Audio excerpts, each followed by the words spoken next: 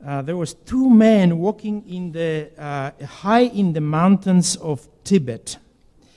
And you know how it is in high in the mountains. You get more snow than you get in more snow in the year, or more days with the snow within the year than you get anywhere else. Those two men were traveling there, and snow was all around them, and they were traveling, and they suddenly as the day was going towards the sunset, towards afternoon, sun goes really quickly.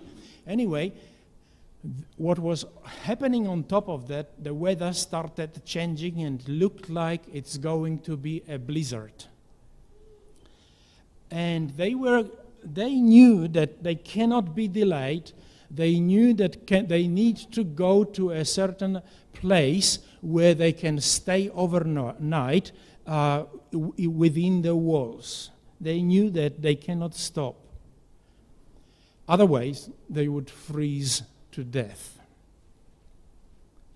And as they were traveling, two of them in the distance, one after another, suddenly on the side of the road in the valley, they have heard a voice of distress. And they could hear it in the distance, because you know how it is.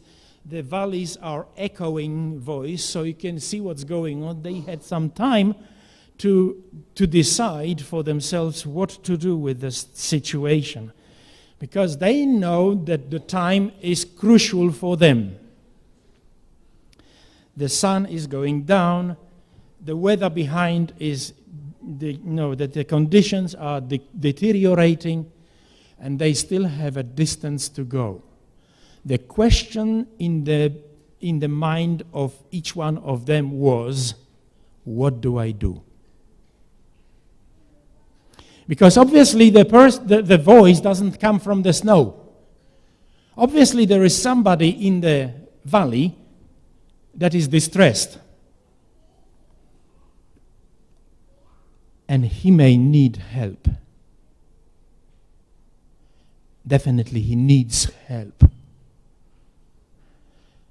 Can I afford to be delayed?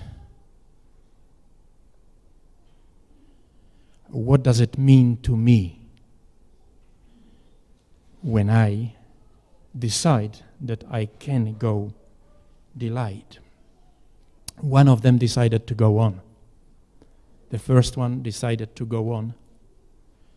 The second one decided that he cannot listen to this voice coming from behind him when he has already decided to go. So he decided to stop and go down off the path. And he managed to see a man just below, slipped off the path and basically fell into the ditch. And it took some time and effort to take that man out. Obviously, it slowed him down. In addition, that man was injured. A bad discovery. If he was fully fit, that would not be a problem. They could make up for it. But that man was not only that delayed him, but he was also injured. That meant that that he needed to take him on his shoulders and go with him and arrive on time before the night falls, so his life can be preserved. He stopped already. Nothing else to be done. He could not leave him injured there now when he knew exactly the circumstances. He decided to load him up on his shoulders and keep on going.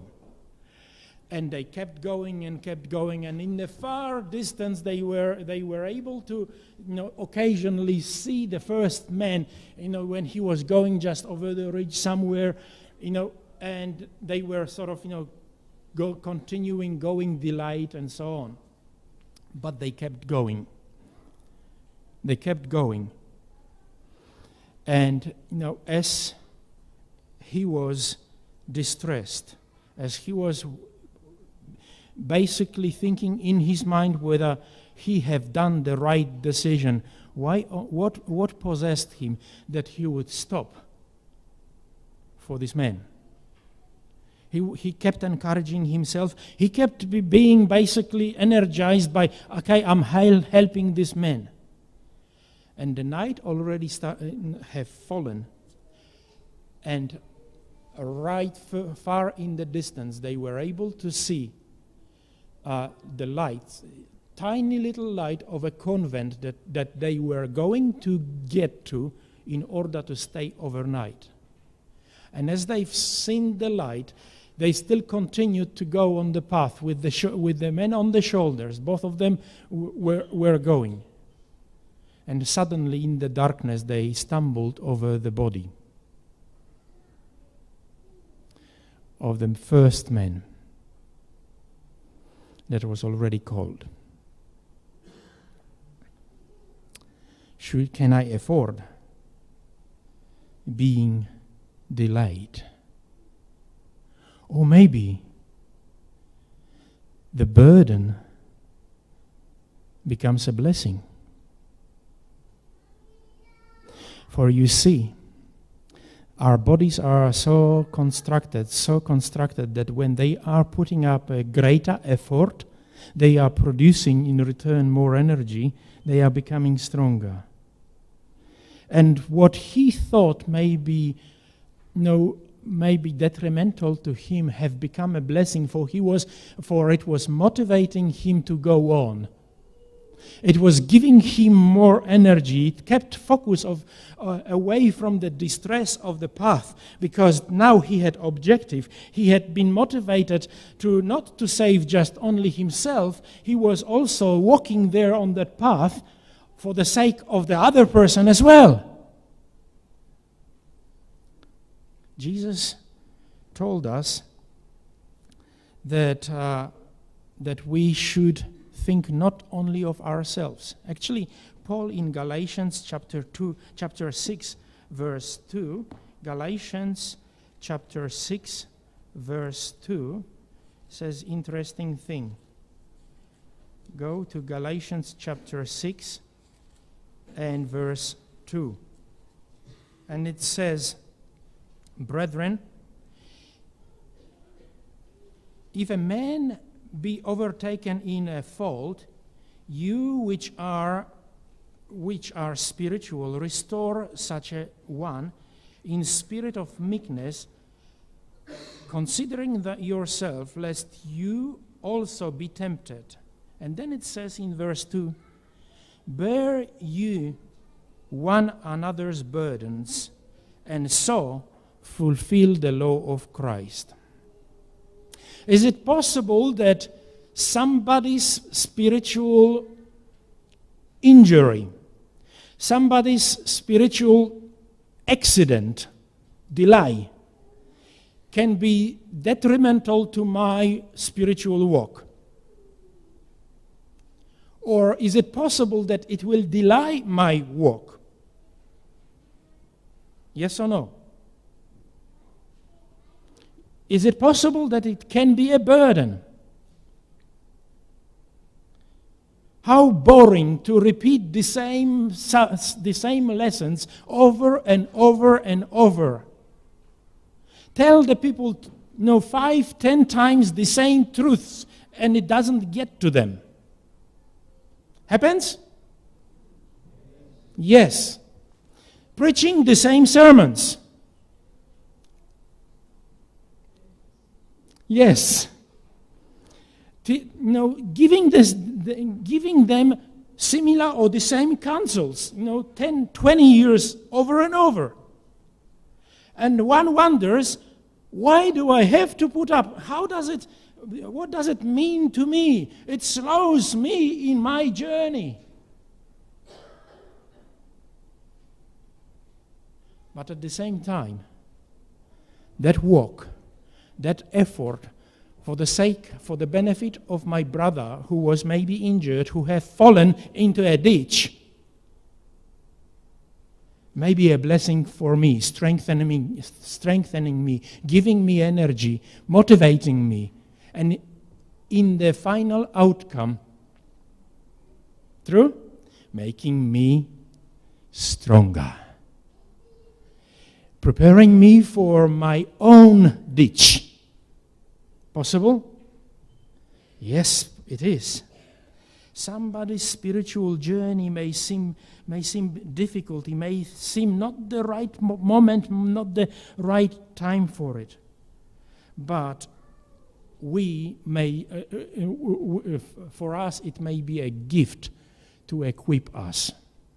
In Romans chapter 15, verse 1 and 2, we read this interesting text where Paul says, "When we then that are strong ought to bear the infirmities of the weak, and not to please ourselves, let every one of us please the neighbor for his good edification." Do you read the text? What do we see there?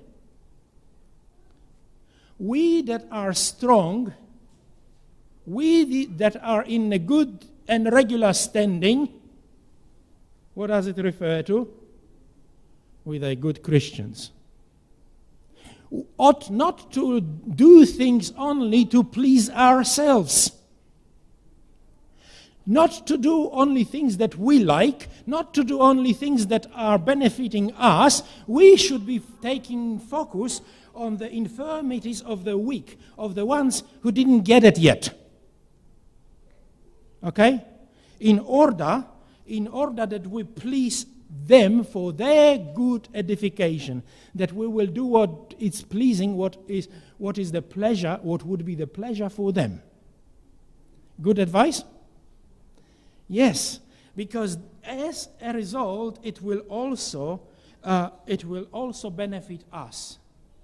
The weakness of the others should be opportunities for us to warm ourselves up, to bring ourselves closer to the Lord. Because at the end of the day, if I am fighting for the benefit of my brother, okay, then I need somebody's help. Whose help do I need?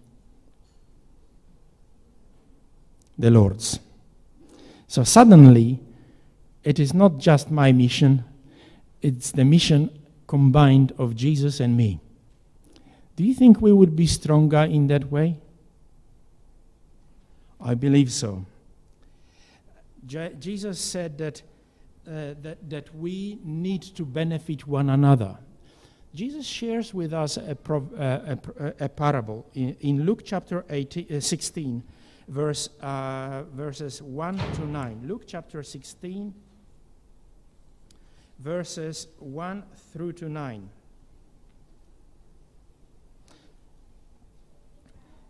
There was a certain man who had a steward, and an accusation was brought to him that this man was wasting his goods. So he called him and said to him, "What is this I hear about you? Give an account of your stewardship, for you can no longer be steward." Then the steward said within himself, "What shall I do? For my master is taking the stewardship away from me. I cannot dig. I am ashamed to beg. I have resolved what I do, that when I am put out of the stewardship, they may receive me into their houses." So he called every one of his master's debtors to him, and he said to the first one, "How much do you owe my master?" And he said, 100 measures of oil. So he said to him, "Take your bill and sit down and quickly write 50. Then he said to another, "And how much do you owe?" So he said, 100 measures of wheat. And he said to him, "Take your bill and write 80. So the master commended the unjust steward because he had dealt shrewdly, for the sons of the world are more shrewd in their generation than the sons of light. And I say to you, make friends for yourselves by unrighteous mammon, then when you fail, they may receive you into an everlasting home. Interesting parable. When we are looking at this parable, at the first reading, we can see that Jesus is praising a person who has problem. True? A person who is doing things that are actually not the best, that we would not recommend to anyone, being basically dishonest. That's in the first reading. But the point is brought in verse 8, where the owner is commending, the master is commending the steward for being shrewd, for being resourceful, okay, for the interesting management of the resources. Are we, therefore, is there a question for us? Are we equally resourceful? Are we equally smart in using what we are stewards, what was placed in our hands, in order to benefit not just here and now, but also what is beyond now? Is it possible to do it? The steward from the parable knows how to use his time. Every time he is calling one of the servants, he is saying, what is the record? Change it quickly. He is not wasting his time. He is asking to change. Change quickly your debt. Change the records. He used the time for, to make appropriate decisions, to have control over what is happening outside of time, of that time. He used that time to secure what cannot be brought or what can be bought beyond the time. And therefore, there is a question for me as Christian, the values that I received in my hand, what they could be. It's not only what I receive in my, in my wages. That's one of the resources that I have, isn't it? But I've got few other resources that were put in my hands, put in my charge, in my control too. And I may use them for the benefit. We receive time, we receive talents, we receive abilities, education, health, information, we receive money as the last one, let's call it this way. Because in order to get that, we use all the other things. So that is basically essence or cached resources. True? Would God keep us responsible for the resources that He is placing in our hands? He makes us stewards, and He makes the other ones stewards as well. And interesting, the master says that the steward there is smarter in approach to the resources that are put in his hands. The sons of the world are smarter, they are more clever in how they are using the resources than those who are the sons of the kingdom. That's what the parable says. Does it mean, therefore, that I shouldn't waste my time and become a son of king of the world? Because they are better. Yes or no? No. I need to take a lesson. Do I want to be a son of a king of the kingdom, or do I want to be son of the world? Sometimes we are tempted to think that because we are a small church, or we are just one person, my resources are limited, we may not do important or significant things. One example, and children will listen to that too. There was a small church in 1800s in England. That church was in the city of Clapham. How many of you have heard of Clapham Church? That was the church that probably have comparatively probably mostly affected the church, the world, compared to any other churches. This church supported mission societies and British and foreign Bible societies, supported positive administration in India, supported education and Bible Sunday school. They opposed aggressive sports and gambling. They fought for rising of public morality. They defeated the slave trade. And all of that was done by Clapham Church. Church that was not big. Church that was not rich. But they decided to stick together no matter what. They decided that they will stick together and become object of ridicule. They will invest their time, they will invest their influence, they will invest their resources, they will invest everything in order to advance the gospel. Little church of Clapham made such a difference. We may feel like, no, we are just a Penrith church. We may feel like it is a handful of church members who don't have too much. But we've got resources in our hands, and we've got big God on our side. As long as we are faithful to Him, then He will put the energy into us. Let's look at verse 9 in this parable, and it says, I say to you, make friends for yourself by unrighteous mammon, that when you fail, they may receive you into an everlasting home. What does this text say?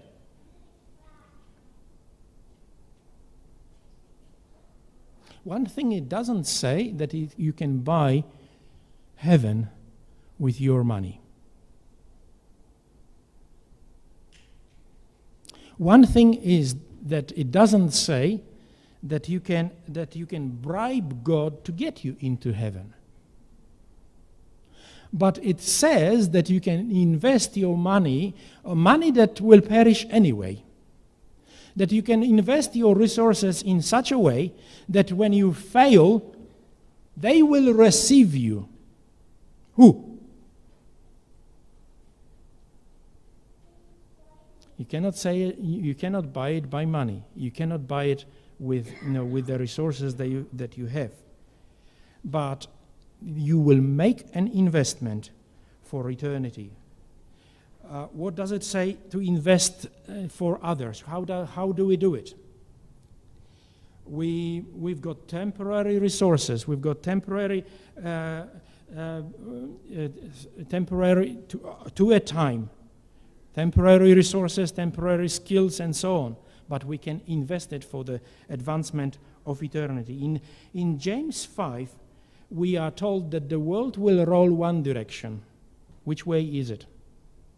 James chapter 5 talks about accumulation of wealth. Significant and beyond what it was happening in the past. But the people of the kingdom should be going the opposite direction. True? They should be focusing on the resources of God. We can see, according to James 5, that those who are going along with God, they will be focusing on things that are important, not just temporarily, they are important for eternity. We can see also that as the world will be increasing in material goods, in material wealth, at the same time it will be going morally poor. Let me say, morally bankrupt. Can we see that as a sign of the time? We are becoming rich as a society, world society. Are we spiritually rich? Do we have the same burden for the values that Clapham Church had? This is the point. We're becoming richer, but in one way, but we're becoming poorer in another way. Why do we speak about this? Why talking about the resources that God has placed in our hands? Is it important? Well, it was important for Jesus. When we look in the first three Gospels, Matthew, Mark, and Luke, every sixth verse in these three Gospels is talking about money, about resources, about goods. When we look in the Scripture, we've got 1,000 references in the Scripture. They are talking about goods and they are talking about money. It makes the focus or the theme of resources the second most important subject in the Bible after second coming of Christ. So is it important? Obviously, it looks like it's important. So is it possible that we cannot, that we are responsible for it? Or we will be accountable for it? Let's keep that in mind and keep it not just in mind, but keep it in our prayers. Because then God will also help us to make the right decisions.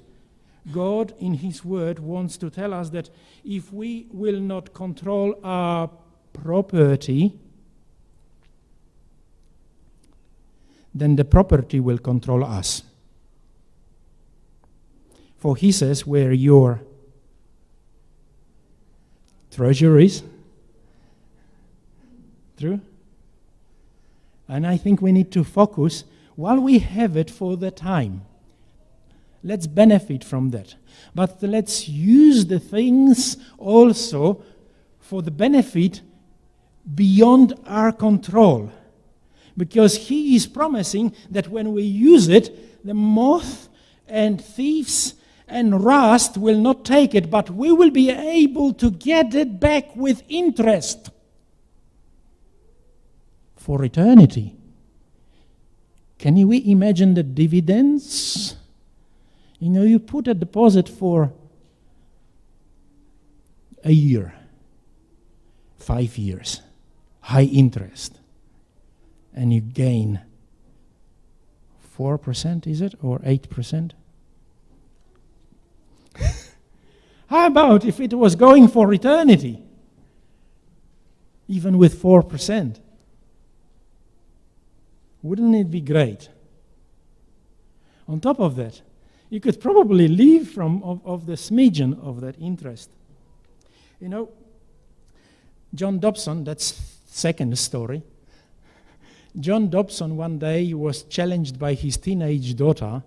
She was excited about the game of Monopoly. How many of us played Monopoly? How many of us play Monopoly? Still do. She was so excited, she decided that this night they are playing Monopoly and she's going to win. And you know what was happening? They were playing the game, and eventually by midnight, James Dobson cashed the last property in the game. You know how the game goes.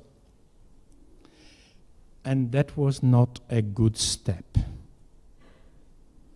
For everyone got up and left James Dobson to clean up the game, to pack up into the box.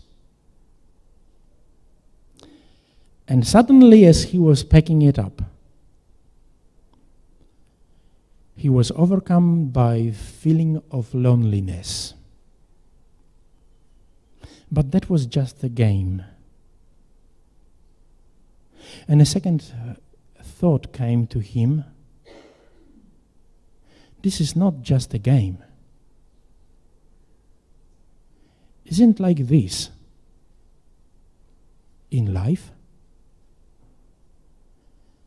That we strive, make efforts, strategize to succeed, to gain. And eventually when we win, when we cash the last property, we suddenly become isolated and lonely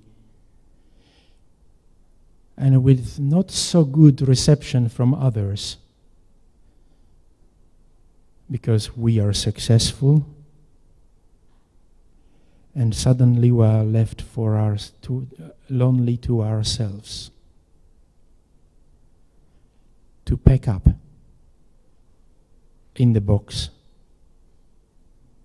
and go.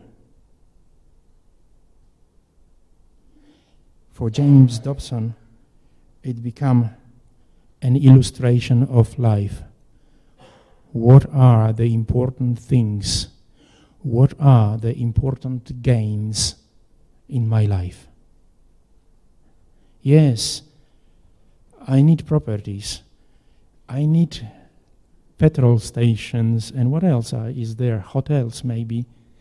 There, I need some of them. I need cash. But is this the only essence in my life? Or is it there to benefit the greater investments? Or maybe we should do it like the person who was washed on the shores of the island. When we know where is the island, that we start investing in that empty place for the future. So when the time will come that we need to depart to that island, everything will be prepared for us. The big question for each one of us, are we going to go empty, or are we going into a prepared place? Therefore, what is the object of my life in this life? What are the important things? Maybe some of the delays, some of the losses that I experience in my journey, maybe after all they are the blessing. Maybe they are equipping me and preserving my energy and investing my resources in something that will last forever. May God bless you as you are meditating on the subject, that God will equip us and will help us to put the right effort in the right resources, that we will use everything that is there for our benefit, that we will use it also for the blessing of others. This is my prayer. Amen.